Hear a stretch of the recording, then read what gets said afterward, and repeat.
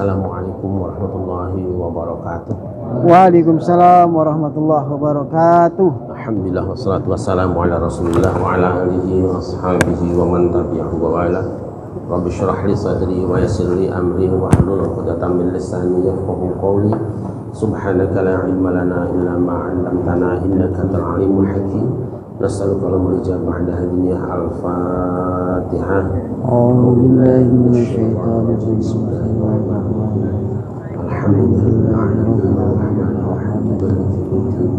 Iyyaka na'budu wa iyyaka nasta'in ihdinas siratal mustaqim siratal ladzina an'amta 'alaihim ghairil maghdubi 'alaihim waladdallin.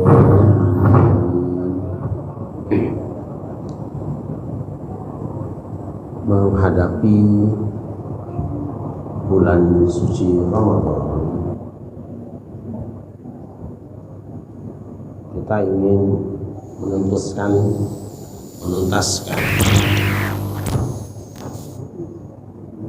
bahasan secara cepat ayat-ayat yang berkaitan dengan puasa Ramadan ini. Namun sebelumnya saya mohon maaf seperti biasa kesiangan karena tadi sebenarnya sampai rumah baru sampai jam 2 malam. Kemudian teman-teman dari Cianjur, Tasik, Jogja berkenan nginep di rumah, jadi sekarang masih ada. Tadi yang penting kan saya tungguin sarapannya dulu baru saya berangkat. Sarapan jam 5 kayaknya nggak pantas ya, disebut sahur udah lewat ya. Jadi barusan jam 7 lewat baru pada mulai sarapan. Mari kita buka saja Al-Baqarah 183 sampai dengan 188. Kita akan bersama kaji.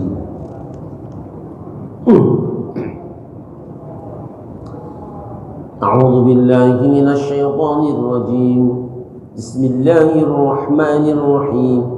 Ya ayyuhalladzina amanu kutiba 'alaikumus shiyamu kama kutiba 'alal ladzina min qablikum la'allakum tattaqun. Ayyaman ma'dudat. Faman kana minkum maridan aw 'ala safarin fa'iddatun min ayyamin ukhra. وعلى الذين يطيقونه فدية طعام مسكين فمن تطوع خيرا فهو خير له وأن تصوموا خير لكم إن كنتم تعلمون شهر رمضان الذي أنزل فيه القرآن هدى للناس وبينات من الهدى والفرقان فمن شهد منكم الشهر فليصم ومن كان مريضا أو على سفر فعدة من أيام أخر يريد الله بكم اليسر ولا يريد بكم العسر ولتكملوا العدة ولتكبروا الله على ما هداكم ولعلكم تشكرون وإذا سألك عبادي عني فإني قريب أجيب دعوة الداع إذا دعاني فليستجيبوا لي وليؤمنوا بي لعلهم يرشدون. Ya, silakan. Sepotong-sepotong aja ya, ayat dulu. A'udzu billahi minasy syaithanir rajim. Bismillahirrahmanirrahim. Wahai orang-orang yang beriman, diwajibkan atas kamu berpuasa sebagaimana diwajibkan atas orang sebelum kamu agar kamu bertakwa. Ya, Shadaqallahul azim. Mari kita sekat-sekat ayat ini. Ayat pertama ini bisa dibagi dalam 4 sekat potongan. Yang pertama, ya ayyuhalladzina amanu, hai orang-orang yang beriman. Ini adalah menyebutkan tentang mukhatab, orang yang diajak bercakap-cakap. Dan karena ini berhubungan dengan syariat, maka mukhatab di sini adalah mukallaf, orang yang akan diberi tanggung jawab atau beban dengan kalimat berikutnya. Yang kedua adalah taklifnya, bebannya, tanggung jawabnya. Kutiba alaikumus shiyam. Yang ketiga tentang sejarah puasa atau berlakunya puasa. Kama kutiba 'alal ladzina min qablikum, sebagaimana puasa telah diwajibkan pada orang-orang sebelum kamu. Yang keempat, tujuan puasa, la'allakum tattaqun, agar supaya kamu menjadi orang yang bisa mengendalikan diri. Saya ingin menerjemahkan tattaqun itu dengan mengendalikan diri. Sebab kalau masih supaya kamu bertakwa, nanti bingung lagi takwa itu apa. Lama. Ini kok berubah suaranya. Yang ini ya. Iya. Oh ya udah itu.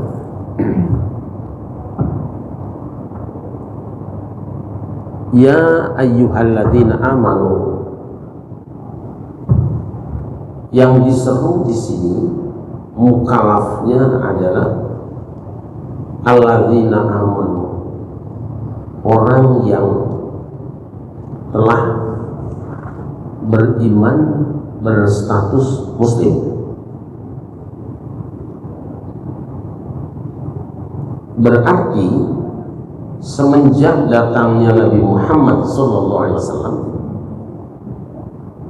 semua penganut agama yang selain Islam tidak terkena khitab ini.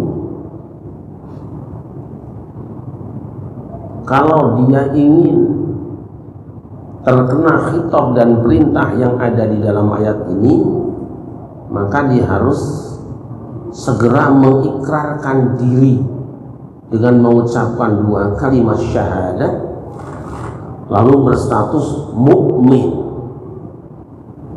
Nanti ada perbedaan pendapat para ulama, apakah puasa itu disyariatkan kepada non muslim atau muslim. Artinya gini, apakah kalau orang belum beragama Islam itu dinyatakan bersalah kalau tidak puasa?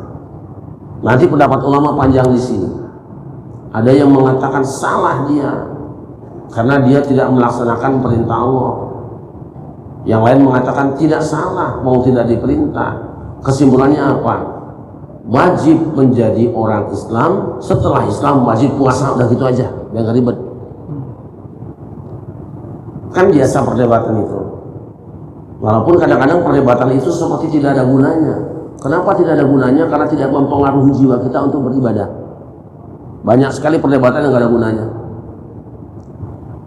Misalnya pertanyaan, di mana Allah? Di langit. Di sana-sana, gak ada gunanya, gak ngaruh. Apakah kalau kita mengatakan Allah itu di langit, kemudian sujud itu menghadap ke langit? Juga tidak. Dan faktanya Rasul juga melarang orang berdoa mengangkat ke langit mukanya, juga tidak boleh. Gitu loh. Itu perdebatan-perdebatan yang seharusnya sudah kita akhiri. Tapi apa? Itu memang terjadi di tengah kalangan para ulama. Bagi kita perbedaan pendapat para ulama itu tidak usah merepotkan kita, sebab bukan tugas kita, dan kedua tidak ada gunanya, tidak menjadi pendorong ibadah kita. Nanti sebut lagi takwil, itu menghabiskan waktu. Apakah Al-Quran itu makhluk atau bukan? Wah, ribut banget. Ngabis-ngabisin energi, ngabis-ngabisin dalil, hasilnya hanya permusuhan. Kita nggak usah bicara itu, nggak ada urusan. Terserah ente mau bilang Quran makhluk atau bukan makhluk, yang penting Quran ini, itu aja selesai. Gitu. Tapi itu panjang. Nanti ada debat lagi. Apakah perbuatan manusia itu makhluk Allah atau bukan? Wah, panjang perdebatan. Kebetulan saya dulu mengkajinya waktu kuliah itu kan, mulai dari filsafat, tasawuf sampai perbedaan pendapat mazhab. Jadi saya lihat, masya Allah, habis waktu kita. Gini hari masih ngomongin itu mulu. Tidak ada pengaruhnya. Toh apa kesimpulannya? Semua pendapat para ulama yang berbeda itu bersumber dari Al-Quran dan As-Sunnah, dan perbedaan pemikiran mereka tidak mempengaruhi keyakinan mereka bahwa Allah itu esa, bahwa akhirat itu ada, bahwa surga itu ada, bahwa Quran adalah ini. Ada beda. Ini kesimpulan pemikiran saya setelah mempelajari agama mungkin sekitar 40 tahun lagi. Semua mazhab tak baca. Saya coba bolak-balik semua mazhab kita coba baca. Semua itu orang-orang soleh yang ingin menegakkan kebenaran, tetapi pemahamannya berbeda satu dengan yang lain. Nah, soal beda paham kan bukan beda agama. Ini masalahnya. Qurannya itu juga hasilnya beda. Itu orang yakin betul bahwa yang dibacanya kitab suci firman Allah, yakin betul. Tapi kok beda? Keyakinan mereka sama, kesimpulan pemahamannya berbeda. Pemahaman itu bukan agama. Gitu loh, sederhana aja. Nah, gara-gara orang masih sibuk bernostalgia dengan permusuhan dan perbedaan yang lama, sampai hari ini orang masih ribut rebutan masjid. Sudah tenang masjid di Indonesia dari dulu modelnya seperti ini, muncul lagi rombongan baru yang kaget baru belajar agama. Ini yang benar. Ini hanya akan mengacaukan. Yo, imam madhab yang 4, Imam Malik, Imam Hanafi, Imam Syafi'i, Hambali, bedanya tuh ratusan masalah, tapi berjalan seiring karena sesama berilmu. Tidak pernah ada apa namanya kudeta masjid, tidak ada. Tidak ada kudeta DKM, tidak ada.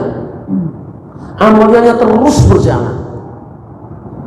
Maka tidak mengherankan masjid-masjid besar yang di sana ada ulamanya tidak akan pernah berubah amaliyahnya dalam perbedaannya biasanya.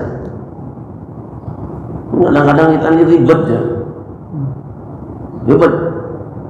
Kemarin sudah seperti ini, datang lagi orang yang benar ini. Kita ini, kamu bukan ulama, diam. Saya sering berdiskusi dengan teman-teman di beberapa masjid, karena saya juga dipercaya Dewan Pakar di Masjid Raya Bintaro dan Dewan Syariah di Masjid Hidayah. Kalau ada yang coba-coba mengungkit masalah kecil itu, sini. Kamu ulama bukan? Ulama, saya tes. Saya tes dulu. Kamu ulama bukan? Saya biasa saja, tidak usah ngomong. Kalau berbicara sesuai realitas dan biarkan orang melanjutkan apa yang pernah ada selama ini. Sebab orang nanti belajar dari nol lagi, kapan jadinya agama. Itu penting kita sampaikan ini. Nah, maka Masjid Subul Salam ini dari awalnya ada Masjid Ahlus Sunnah wal Jamaah, sudah berjalanlah. Jangan coba-coba mengganggu yang sudah berjalan itu. Ayo kita nikmati kebersamaan, nikmati ibadah. Nah, pada bagian-bagian yang berbeda kita bisa melakukan sendiri. Gitu. Indah syariat ini. Daya itu nanti dipanjang-panjang juga lama-lama jadi takut ada yang nggak enak ya. Oh, ini masjid dibangun oleh ini, silahkan amalkan. Nah, yang kita yang berbeda ikut berjamaah dengan dia, apa aja imamnya. Sebenarnya kalau orang pernah naik haji ke Mekah mungkin dia akan sadar di sana sholatnya itu kan seperti itu macam-macam. Tapi kok indah ya. Bahkan ngadepnya juga beda-beda. Ada ngadep Malor, ngadep Widul, ada Wetan, ada Kulon, iya enggak? Itu di Mekah itu tuh. Sholatnya nggak sama dengan kita kan ngadepnya Ulon semua kan. Di sana ada yang ngadep Wetan itu. Tapi depannya Ka'bah semua itu sebenarnya. Dari manapun arahmu, kemanapun kamu hadap, yang penting hatimu mustakbil. Ini yang jarang kita sadari. Yuk stop, kita berbicara tentang itu sudah sampai dan tidak akan pernah selesai. Tapi Indonesia namanya negeri subur ya, apa aja ditanam jadi aja di sini.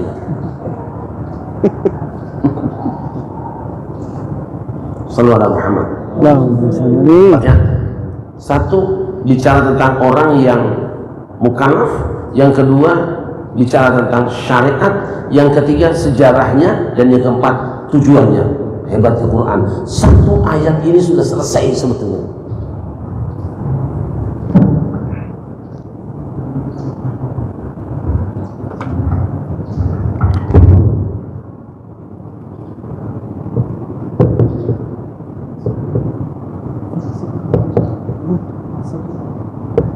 Perhatikan potongan ini.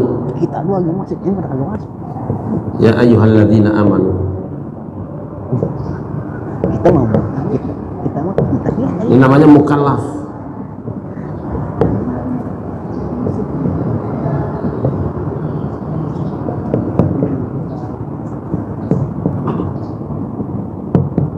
Taklif.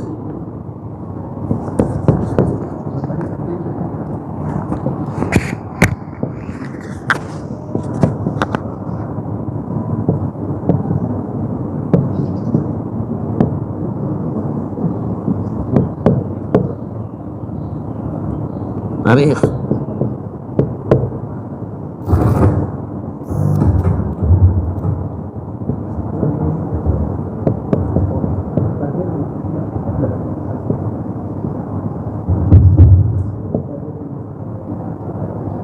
Ini hebatnya Quran. Satu, hai orang yang beriman. Ini adalah manusia yang dikenai hukum. Kutiba alaikumus syiyam. Wajib berpuasa, diwajibkan itu adalah hukum yang harus dilakukan, perbuatan yang harus dilakukan. Kama kutiba alal ladzina qablikum. Itu bicara tentang sejarah puasa, dulu juga sudah diwajibkan. La'allakum tattaqun. Kenapa kamu dan orang terdahulu berpuasa? Supaya kamu semua menjadi orang yang bertakwa. Apa itu takwa? Mengendalikan diri. Supaya dalam kehidupan ini kamu bisa mengendalikan diri. Caranya apa? Latihannya, sparringnya, atau kursusnya, kuliahnya selama bulan Ramadan. Dengan cara apa? Mengendalikan diri dari perkara-perkara yang selama ini merupakan kebutuhan primer kita semua, makan, minum, hubungan badan.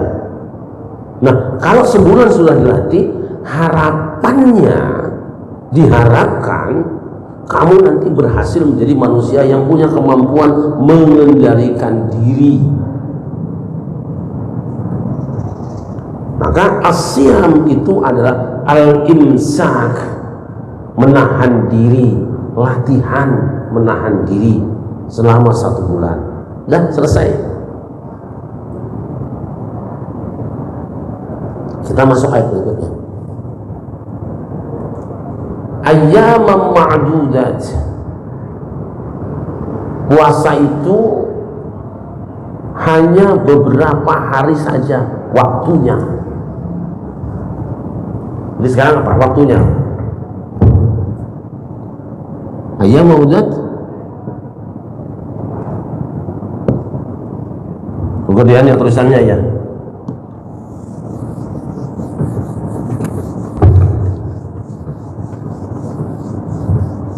Tulisnya kelamaan ya.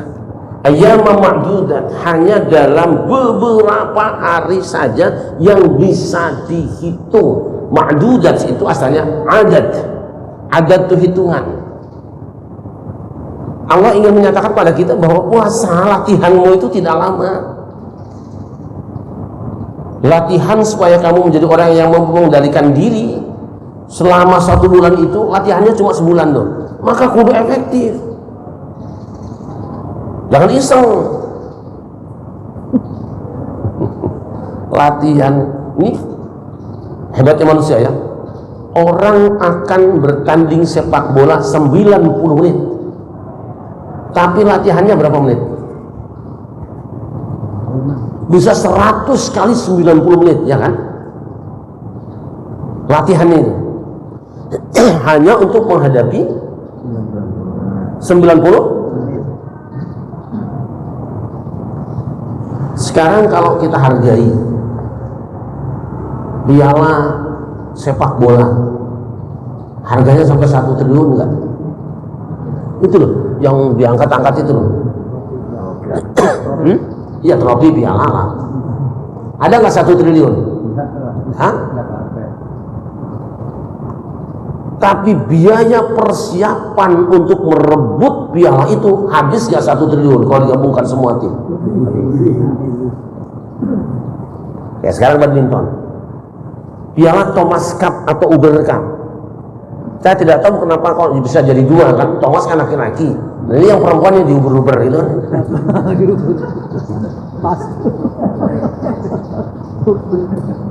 Piala Thomas Cup itu yang sampai sekarang masih ada itu, sampai nggak harganya 1 miliar? Rasanya enggak ya. Kalau normal, kalaupun jadi mahal itu kan karena jadulnya, karena apa? Antiknya. Tapi secara fisik kalau kita membuat piala sebesar itu sampai nggak 1 miliar? Hah?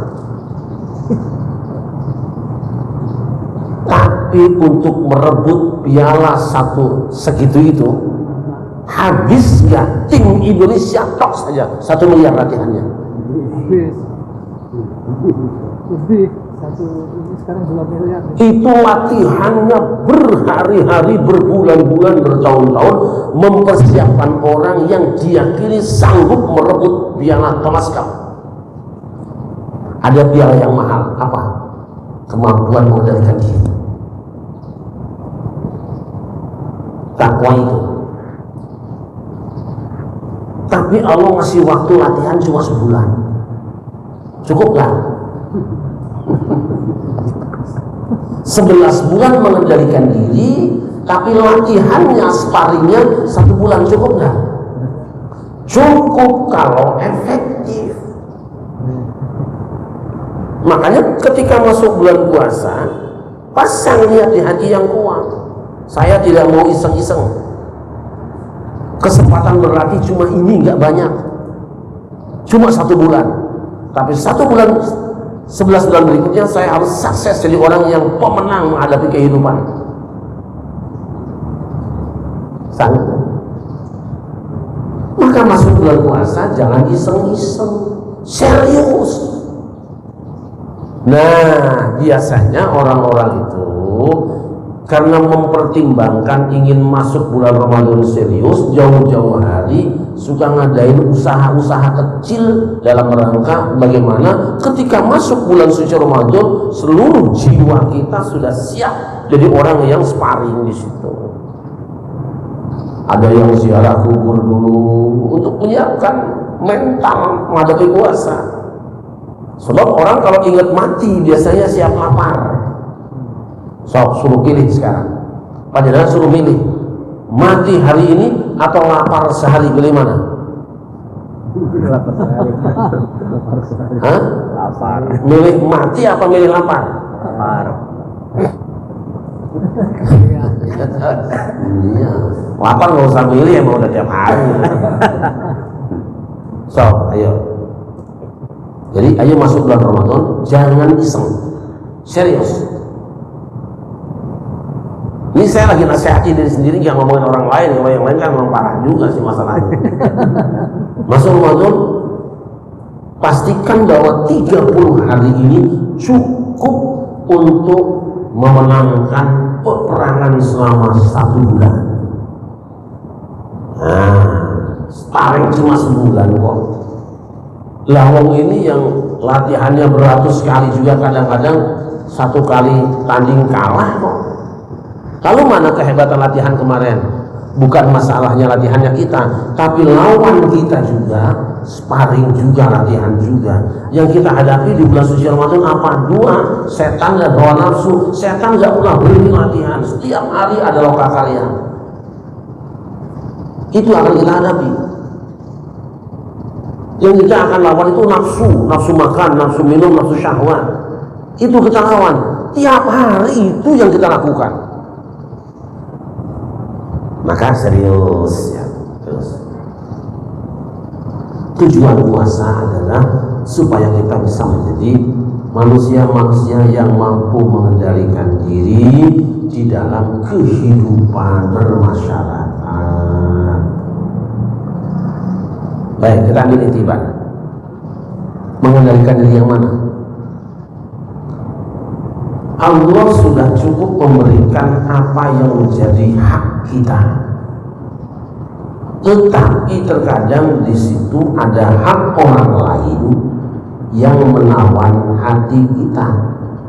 Biasanya kalau lihat punya orang, apa di hati kita yang ada? Yang ada di hati kita apa? Pengen. Nah itu sebetulnya. Puasa itu apa ngajari kita? Jangan menginginkan apa yang bukan menjadi hakmu. Tapi kan saya bosan dengan yang ada di rumah. Itu yang milik kamu, mau diapain lagi? Tapi tetangga kan rumputnya hijau. Itu rumput orang.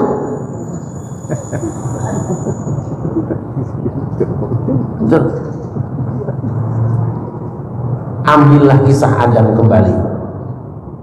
Ingat puasa.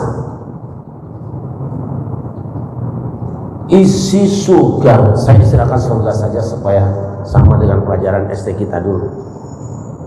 Itu berapa ribu pohon? Cukup tak? Cukup.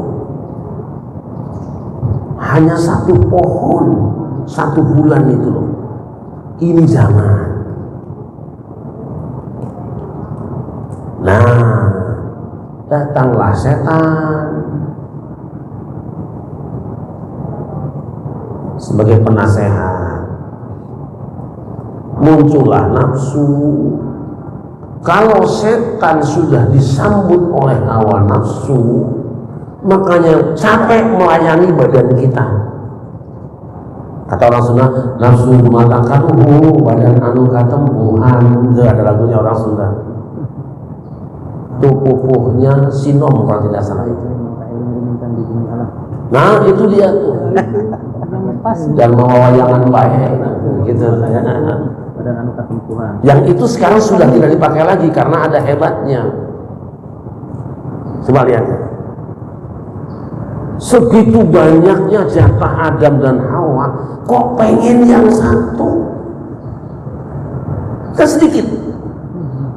Sekarang kalau dihitung dengan hari, ini 11 bulan kan banyak. Kok pengen juga makan di 1 bulan puasa itu? Nah, siapa yang gagal malah menikmati bulan puasa di siang hari, makan, minum, dan berjima, dia ibaratnya seperti Adam yang tergoda setan makan buah larangan, pohon larangan. Maka di dalam ayat wala taqraba hadhihi syajarata, jangan kamu mendekatinya. Dekat pun jangan, lama-lama pengen. Lah bulan puasa nyanding makanan mulu, duduk di situ. Ya kan? Tungguin aja. Mana aromanya kecium. Nah, begitu datang setan, udah lo makan gak ada orang ini. Kapan lagi? Kalau ntar mas sore udah adem lo. Sekarang baik. Soal makluman ntar juga bisa tobat. Nah, setan ini. Itu puasa. Bawa ke kehidupan.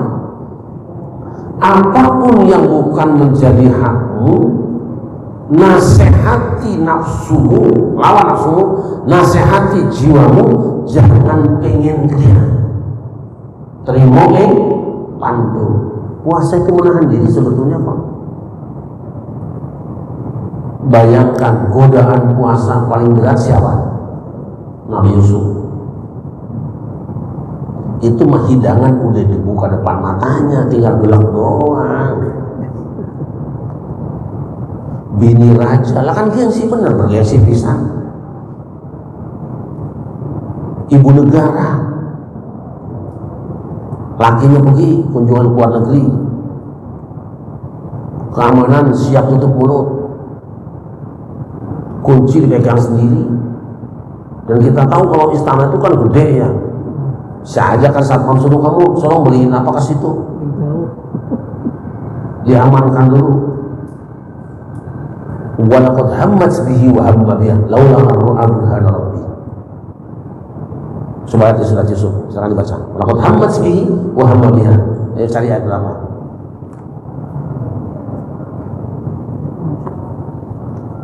Saya nggak mau tunjukin lah. Ya. Ketemu? Yang 24. ولقد همت به وغم بها لولا أن رأى برهان ربه كذلك لنصرف عنه السوء والفحشاء إنه من عبادنا المخلصين.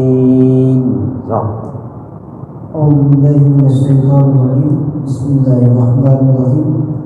Dan sungguh perempuan itu telah berkehendak kepadanya Yusuf, dan Yusuf pun berkehendak kepadanya sekiranya dia tidak melihat tanda dari Tuhannya, demikianlah kamu palingkan darinya keburukan dan kekejian.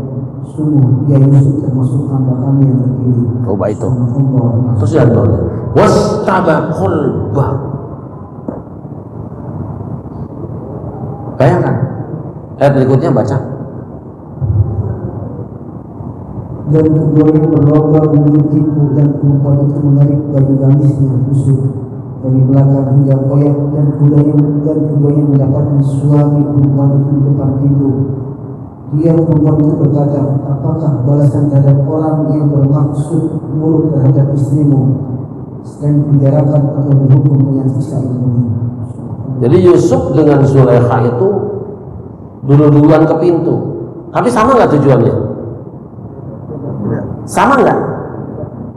Yusuf ke pintu mau kemana? Mau keluar. Kalau Zulaikha? Nah, jadi hati-hati kalau melihat orang berjalan bareng, tidak selamanya sama tujuannya. Sama juga polisi ngawal kiai supaya jangan diganggu. Tapi kalau ngawal maling,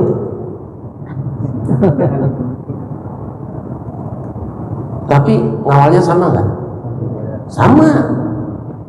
Bajunya itu juga, pistolnya itu juga, jalannya begitu juga, tapi tujuannya beda.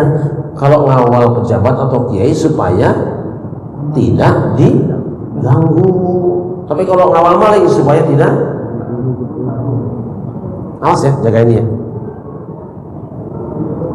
Yusuf lari ke pintu, pengen keluar, pengen kabur. Zulaikha lari ke pintu, pengen ngunci jepret gitu loh. Pas kalau kedua-duanya apa namanya? Zulaikha sudah berselera ingin. Yusuf pun sama laula. Nah, kalau saja Yusuf tidak melihat kemahabesaran Allah, jadi tentu dia mau juga. Tapi karena Yusuf dalam hatinya melihat Allah burhana Rabbi, dia melihat bahwa Allah menyaksikan dia langsung, takut dan malu. Hari dia, ini dia puasa. Ini puasa yang paling berat.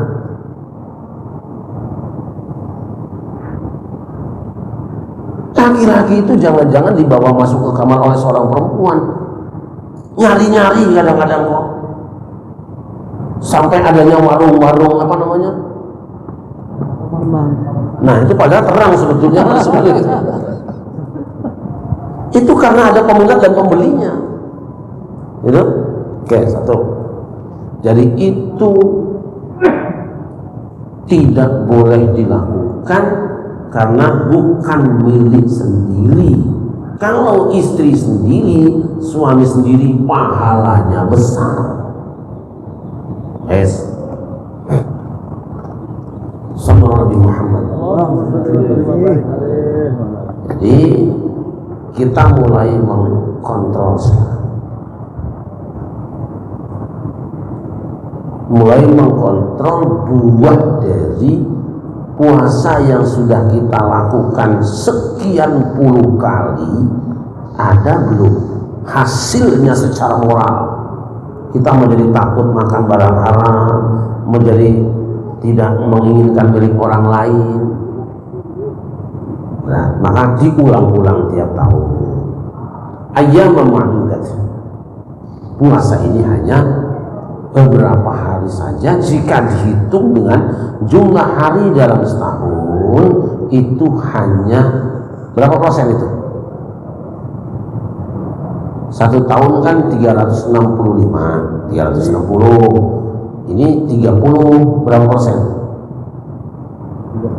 10% juga enggak kan?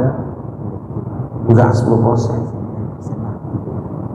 Hanya lihat 1, 8, 3 1 tambah 8, 9 9 tambah 3, 12. Dalam 12 bulan itu hanya 1 tok. Tapi yang satu ini taruh di depan nomornya. Kenapa? Sebab dia tuannya, juragannya Ramadan, Sayyidus Syuhur, tuannya bulan. Maka paling depan dia 1, 8, 3. Dari 12 bulan hanya 1 bulan kita wajib berpuasa. Kewajiban berpuasa sebenarnya merupakan kebutuhan kita. Cuma karena kita ini bodoh, tidak tahu spare part badan kita merasa itu perintah Allah. Bukan cuma perintah Allah. Kalaupun Allah tidak perintahkan, tapi kita menganalisa lingkungan badan kita, pasti kita akan berkesimpulan puasa itu wajib untuk badan saya. Tapi karena kita ini orang kadang-kadang tidak ngerti keadaan software kita, disuruh puasa teh, ada ayat puasa teh merasa kita diperintah puasa. Karena merasa diperintah itu beban dari Allah, rasanya beban. Oh, datang bulan puasa bingung kita kan, aduh udah bisa makan dah, bisa sarapan dah besok kan. Tapi kalau tahu bahwa kita ini badan, dan para dokter, para perawat tahu semuanya, badan itu butuh dengan puasa. Maka ketika datang perintah puasa di Quran, dia akan berkata, Shadaqallahul Azim, luar biasa. Aku andai kata pun tidak ada ayat puasa, aku mesti puasa. Apalagi ada perintah, keuntungannya kita untung besar. Orang mau operasi juga puasa kan? Puasa. Berarti puasa dibutuhkan. Belum lama ini ada teman kita yang sakit juga. Katanya malam mau di CT scan. Ya puasa dulu. Berarti puasa itu kebutuhan makan bagi orang yang ingin badannya sehat. Kalau mau meriang, dah kudu nahan makan aja apa yang ada.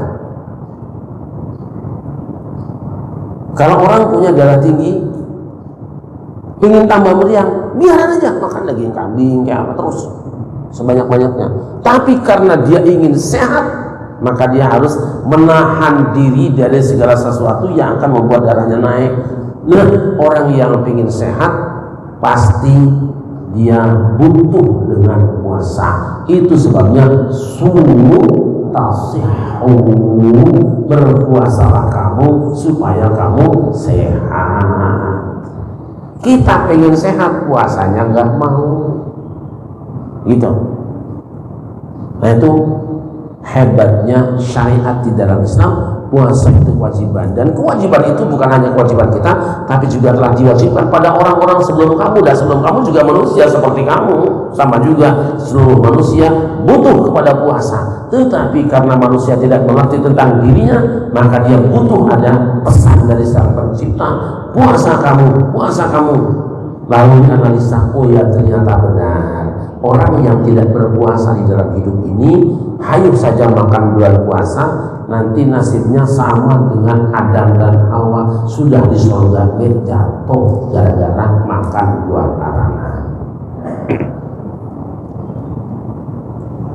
Kemudian hukum berikutnya, faman kana minkum maridun aw ala safarin fa iddatun min ayyamin ukhra. Siapa di antara kamu yang sakit atau bepergian, maka dia yang wajib itu adalah iddatun min ayyamin ukhra.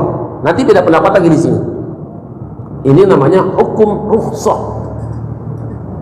Rukhsah itu dispensasi. Kalau kita belanja di Saudi ada tarkhis bukan. Itu asal katanya sama. Ada tarkhis.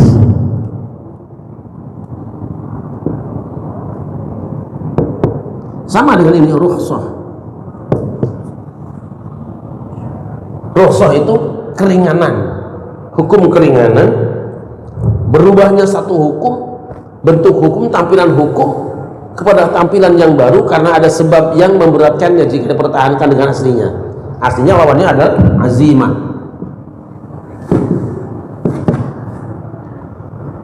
Rukhsah. Nah, nanti kalau kita belanja di Saudi, di Mekah misalnya, tarkhis bikam, itu apa? Diskon. Jadi rukhsah itu adalah hukum diskon. Makanya saya sering mengatakan, saya kan punya diskon dua-dua sholatnya sekarang sini karena safar. Diskon.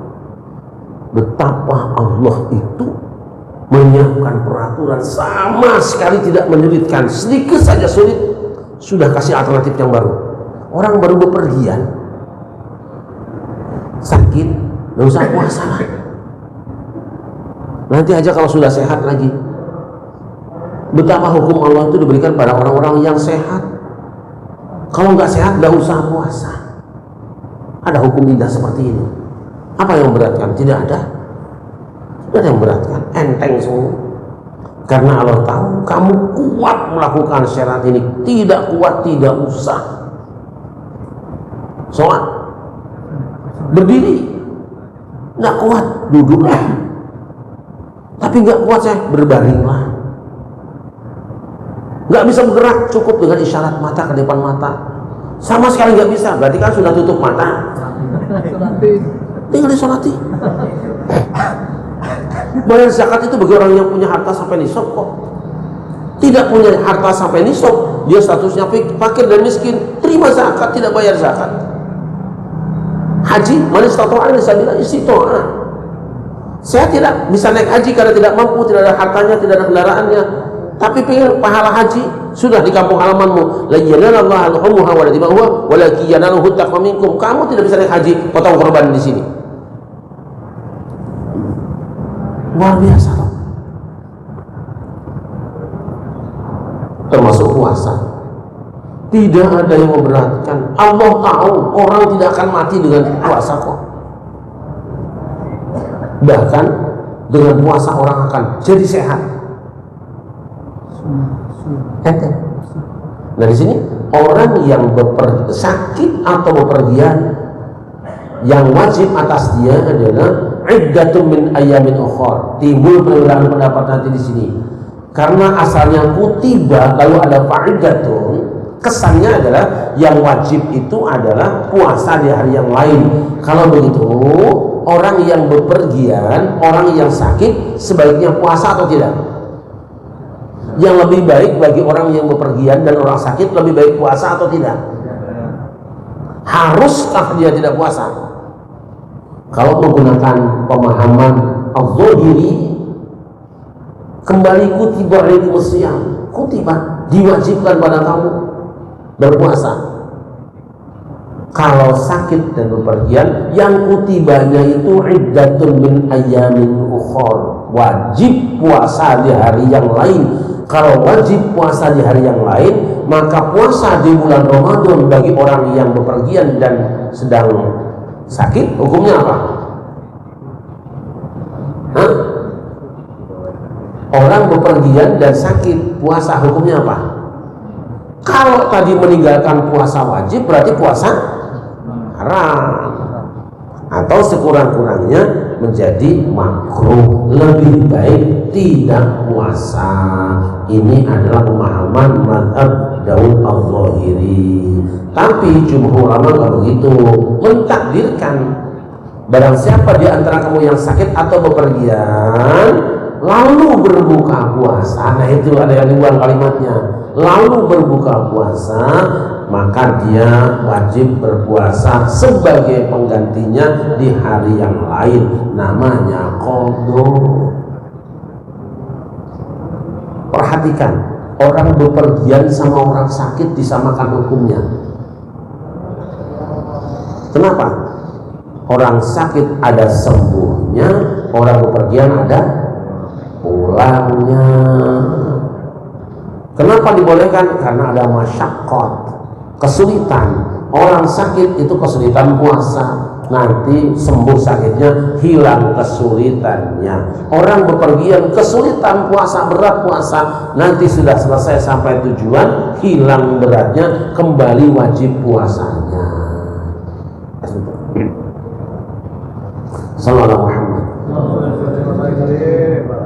Beratnya puasa? Enggak. Yang bikin berat karena diganduli sama hawa nafsu. Kita melepaskan anak mondok, Ustaz Taufik kirim anak ke pondok. Beratnya? Beratnya? Enggak. Yang bikin berat karena dia masih ingin ngeloni anaknya itu. Cuma aja mondok. Kebanyakan orang seperti itu, mau kirim anak ke pondok, nangis mau di rumah, yang nggak betah anaknya. Ini yang mondok anaknya apa emaknya? Ini pengalaman saya santri-santri seperti itu. Anak emak datang emaknya nih, berarti yang nggak betah emaknya ya. Iya, habis bulan dia kalau makan enak biasanya bareng sama dia, ya. Buat urusannya, ya udah emaknya mondok aja sini dah, buat anaknya pulang. Kali aja anaknya betah, emaknya nggak pulang-pulang, punya resek begitu. Yang berat itu sebetulnya ini. Maka cara mengalihkannya gimana? Untuk mengalihkan supaya tidak terasa berat, kita lepas anak ke pondok, sadari bahwa satu saat anakmu pasti berpisah dengan kamu, pasti. Dan semakin lama dia bersama dengan kamu, semakin berat melepaskan dia. Udah enteng aja. Saya juga sama, punya anak 5-5-nya mondok semua. Waktu awal masya Allah berat banget ya. Bangun tidur bocah kagak ada, kemana ya? Oh iya mondok. Tapi lama-lama enak. Nah, kalau orang tuanya sudah tidak betah anaknya mondok, anaknya nggak akan betah di pondok saya. Tapi begitu kita los-los, karena apa? Ya sekarang satu persatu anakmu meninggalkan kamu untuk mondok dan bekerja. Satu saat kamu meninggalkan mereka untuk mati selamanya. Ngapain juga kita pusing? Dulu-duluan aja. Sekarang kita melepas mereka, nanti mereka akan gotong melepas kita. Sadari aja itu. Tapi ada yang lebih penting. Apa lebih penting? Saat kamu dilepaskan oleh mereka, kamu akan berbahagia di tempat pembalinganmu, di alam kuburmu, karena mereka sudah jadi orang soleh. Maka kamu tidak rugi melepaskan anak sekian tahun di pondok, tambah dia sekian tahun, sekarang kamu panennya jutaan kali dari modal yang kamu keluarkan, bahagianya jutaan kali dari kesedihan yang kamu merasakan. Yang baru aja taruh di pondok, dadah mulu. Dan anak ya, yang betah ya anak ya, naik mobil di tangan, peluk, nangis, naik mobil buka kaca dada lagi, orang betah bocahnya. Udah gitu sering tengokin, ajak makan bareng loh. Ya. Nah, ya. Ya, kirimlah anakmu ke pondok, karena dialah yang akan menjadi penghiburmu di alam barzakh nanti. Dan mungkin dialah yang kelak akan nenteng kamu masuk surga. Tuh, Sallallahu Muhammad. Yang membuat kita berat melakukan ibadah karena apa? Karena menganggap bahwa ibadah itu perintah Allah semata. Kita tidak tahu sebetulnya Allah tidak memerintahkan sesuatu kecuali perintah itu sebenarnya adalah kebutuhanmu. Itu kebutuhan, tapi sayang kamu dibungkus dengan kebodohan.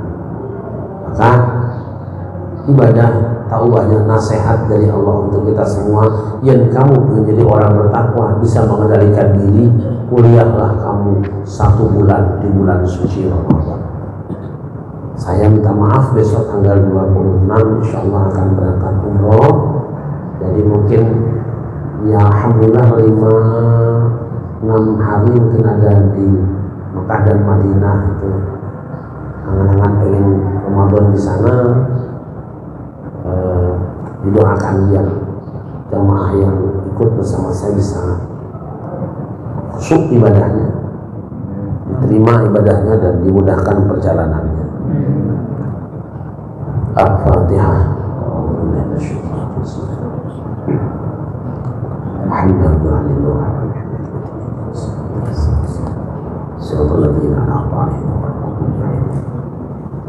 Allahumma salli ala sayyidina Muhammad wa ala ali sayyidina Muhammad sayyidina awwalin wal akhirin.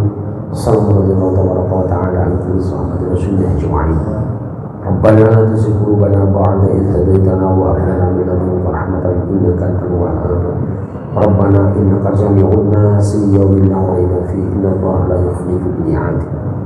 ربنا أوزعنا أن نشكر نعمتك التي أنعمت علينا وعلى والدينا وأن نعمل فعل ترضاه ودخلنا برحمتك في عبادك الصالحين. ربنا آتنا في الدنيا حسنة وفي الآخرة حسنة وقنا عذاب النار. وصلى الله على سيدنا محمد وعلى آله وصحبه وسلم بفضل سبحان ربك رب العزة عما يصفون. سلام على المرسلين والحمد لله رب العالمين. حسبنا الله ونعم الوكيل. السلام عليكم ورحمة الله وبركاته.